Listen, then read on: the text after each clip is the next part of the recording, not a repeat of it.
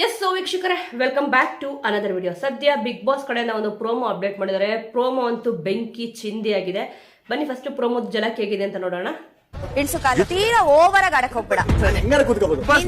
ದಿಮಾಕಿದ್ರೆ ನಿನ್ನ ಹತ್ರ ಇಟ್ಕೋ. ವ್ಯಕ್ತಿತ್ವ ಅಲ್ಲ.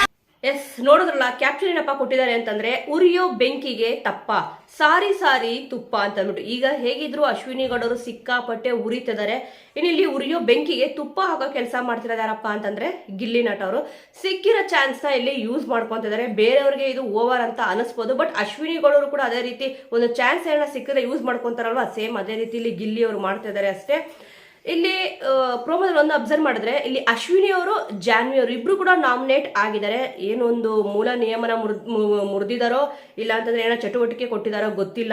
ಯಾಕಂದ್ರೆ ಆಲ್ರೆಡಿ ನಾಮಿನೇಟೆಡ್ ಅಂತ ಅಂದ್ಬಿಟ್ಟು ಇಬ್ರಿಗೂ ಕೂಡ ಸ್ಟಿಕ್ಕರ್ ಕೊಟ್ಬಿಟ್ಟಿದ್ದಾರೆ. ಇಬ್ರು ತಲೆಗೆ ಮಾತ್ರ ಇರೋದು, ಬೇರೆ ಯಾರಿಗೂ ಕೂಡ ಇಲ್ಲಿ ಬಂದಿಲ್ಲ. ಇಲ್ಲಿ ಗುಲಾಮ ಅಂತ ಅಂದ್ಬಿಟ್ಟು ಗಿಲ್ಲಿ ಅವ್ರಿಗೆ ಅದೊಂದು ಬಟ್ಟೆ ಕೂಡ ಕೊಟ್ಟಿದ್ದಾರೆ, ಅಬ್ಸರ್ವ್ ಮಾಡ್ಬೋದು. ಇವ್ರು 3 ಜನಕ್ಕೆ ಮಾತ್ರ ಸಿಗ್ತಾ ಏನೋ ಗೊತ್ತಿಲ್ಲ. ಐ ಆಮ್ ಸಾರಿ ಅನ್ನೋ ಬೋರ್ಡ್ ಕೂಡ ಇಲ್ಲಿ ರಘುವ್ರು ಬಂದ್ಬಿಟ್ಟು ಅಶ್ವಿನಿ ಗೌಡವ್ರಿಗೆ ಇಲ್ಲಿ ಹಾಕಿದ್ದಾರೆ. ಮನೆದು ಮೂಲ ನಿಯಮ ಇರ್ಬೋದು, ಮತ್ತೆ ಮೈಕ್ ಮರೆಯೋದಿರ್ಬೋದು, ಇದನ್ನ ಪದೇ ಪದೇ ಮಾಡ್ತಿರೋದು ಯಾರಪ್ಪ ಅಂತಂದ್ರೆ ಇಲ್ಲಿ ಅಶ್ವಿನಿ ಅವರು ಮತ್ತೆ ಜಾನ್ವಿ ಅವರು. ಇಲ್ಲಿ ಕಿಚ್ಚನ ಪಂಚಾಯತ್ ಅಂದ್ರೆ ಸ್ಯಾಟರ್ಡೆ ಸಂಡೇ ಎಪಿಸೋಡ್ ಮುಗಿಯೋಕ್ಕೂ ಮುಂಚೆನೆ ಇಲ್ಲಿ ಕಾಫಿ ಪುಡಿ ಕದಿಯೋದಿರ್ಬೋದು, ಅದು ಇದು ಹಾಲ್ನ ಎತ್ತಿಟ್ಕೊಳ್ಳೋದಿರ್ಬೋದು, ಅವರೇ ಎತ್ತಿಟ್ಕೊಂಡ್ಬಿಟ್ಟು ಕೂಡ ಇಲ್ಲಿ ಬೇರೆಯವ್ರ ಮೇಲೆ ಎತ್ತಾಗ್ತಿದ್ರು. ಅದನ್ನ ಕೇಳಿದಾಗ ನಾನಲ್ಲ ಅಂತ ಅಂದ್ಬಿಟ್ಟು ವಾದ ಕೂಡ ಇಲ್ಲಿ ಮಾಡ್ತಾ ಇದ್ರು. ಅದಕ್ಕೆ ನಾಮಿನೇಟ್ ಮಾಡಿದಾರೋ ಏನಕ್ಕೆ ಮಾಡಿದಾರೋ ಗೊತ್ತಿಲ್ಲ. ಒಟ್ಟಿನಲ್ಲಿ ಮನೆಯ ಮೂಲ ನಿಯಮಗಳನ್ನು ಮುರಿಯೋದು ಯಾರು ಅಂತ ಇಲ್ಲಿ ಕೇಳ್ತಾರೆ. ಎಲ್ಲರೂ ಕೂಡ ಯಾರ್ಯಾರು ಬಂದ್ಬಿಟ್ಟು ಅವ್ರಿಗೆ ಅನ್ಸಿದೆಯೋ ಹೇಳಿದ್ದಾರೆ. ಫಸ್ಟ್ ರಾಶಿಕ್ ಅವ್ರು ಬಂದ್ಬಿಟ್ಟು ಇಲ್ಲಿ ಅಶ್ವಿನಿ ಗೌಡ ಅವ್ರ ಹೆಸರು ಹೇಳಿದ್ದಾರೆ.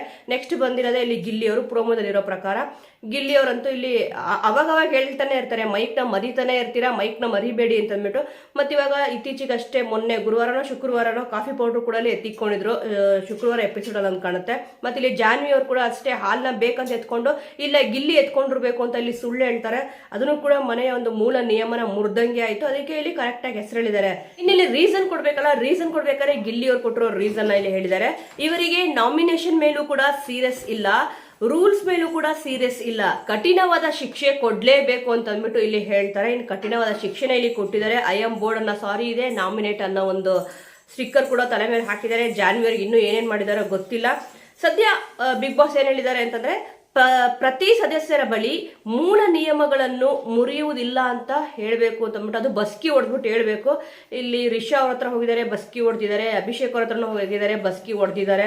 ಇನ್ನು ಗಿಲ್ಲಿ ನಟ ಅವ್ರ ಹತ್ರ ಬರ್ತಾರೆ. ಬಂದಿದ ತಕ್ಷಣ ಅವ್ರು ಚೇರ್ ಮೇಲೆ ಕಾಲ್ ಹಾಕೊಂಡು ಕೂತಿರ್ತಾರೆ. ಏನಾಯ್ತಪ್ಪ, ನಾರ್ಮಲ್ ಆಗಿ ಹೇಳಿದ್ರೆ ಆಯ್ತು. ಯಾಕಂತಂದ್ರೆ ಏನೇ ಒಂದು ಚಟುವಟಿಕೆ ಕೊಡ್ಲಿ, ಏನೇ ಒಂದು ಟಾಸ್ಕ್ ಅಂತ ಕೊಡ್ಲಿ, ಇಲ್ಲಿ ದೊಡ್ಡವರು ಚಿಕ್ಕವರು ಅಂತ ಏನೂ ಬರಲ್ಲ.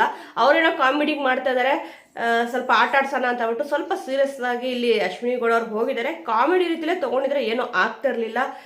ಅದಕ್ಕೆ ಇಲ್ಲಿ ಬೈತಾರೆ ಅಶ್ವಿನಿ ಗೌಡ ಅವರು ಕೂಡ. ನಿನ್ನ ದೌಲತ್ತು ದಿಮಾಕು ನಿನ್ನ ಹತ್ರ ಇಟ್ಕೋ, ನಿನ್ನ ವ್ಯಕ್ತಿತ್ವ ಗೊತ್ತಾಗ್ತದೆ, ನನ್ನ ವ್ಯಕ್ತಿತ್ವ ಅಲ್ಲ ಅಂತ ಅಂದ್ಬಿಟ್ಟು ಇಲ್ಲಿ ಹೇಳಿದ್ರು. ಕೆಲವೊಬ್ಬರಿಗೆ ಇನ್ನೊಂಥರನ್ನು ಇಲ್ಲಿ ಅನ್ನಿಸ್ಬೋದು, ಬೇಕಂತ ಅಂದ್ಬಿಟ್ಟು ಗಿಲ್ಲಿಯವರು ಈ ರೀತಿ ಮಾಡ್ತಾ ಇದಾರ ಅಂತ ಅಂದ್ಬಿಟ್ಟು.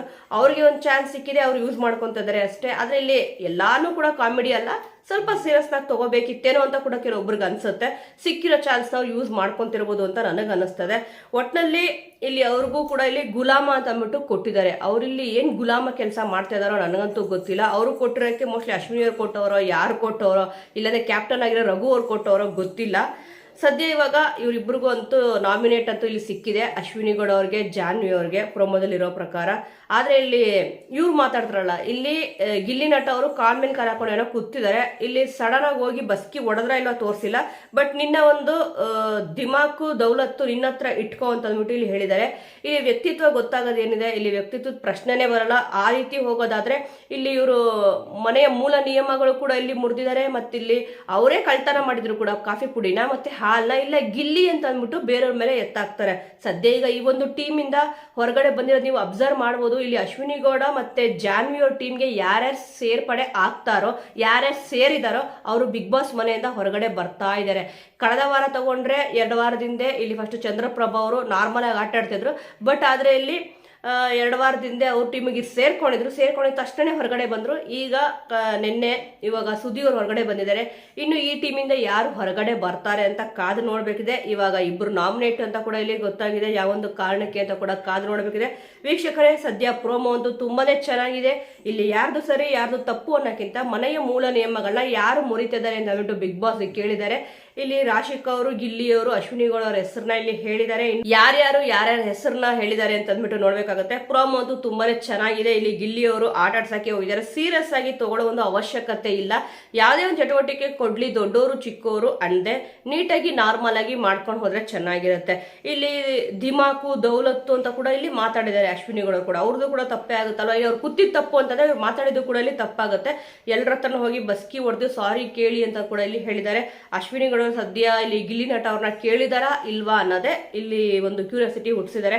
ವೀಕ್ಷಕರೇ, ನಿಮ್ಗೆ ಪ್ರೋಮೋ ನೋಡಿ ಏನ್ ಅನ್ನಿಸ್ತು? ಮತ್ತಿಲ್ಲಿ ಇವಾಗ ಇವರಿಬ್ರು ಕೂಡ ನಾಮಿನೇಟ್ ಆಗಿದ್ದಾರೆ. ಏನಕ್ಕೆ ನಾಮಿನೇಟ್ ಆಗಿರಬಹುದು ಅನ್ನೋದ್ರ ಬಗ್ಗೆ, ಈ ಎಲ್ಲಾ ವಿಚಾರಗಳ ಬಗ್ಗೆ ನಿಮ್ಮ ಒಂದು ಅನಿಸಿಕೆ, ಅಭಿಪ್ರಾಯ ಏನಿದೆ ಅನ್ನೋದನ್ನ ಮಿಸ್ ಮಾಡದೆ ಕಮೆಂಟ್ ಮೂಲಕ ತಿಳಿಸಿ. ಮುಂದಿನ ವಿಡಿಯೋದೊಂದಿಗೆ ಮತ್ತೆ ಸಿಗೋಣ.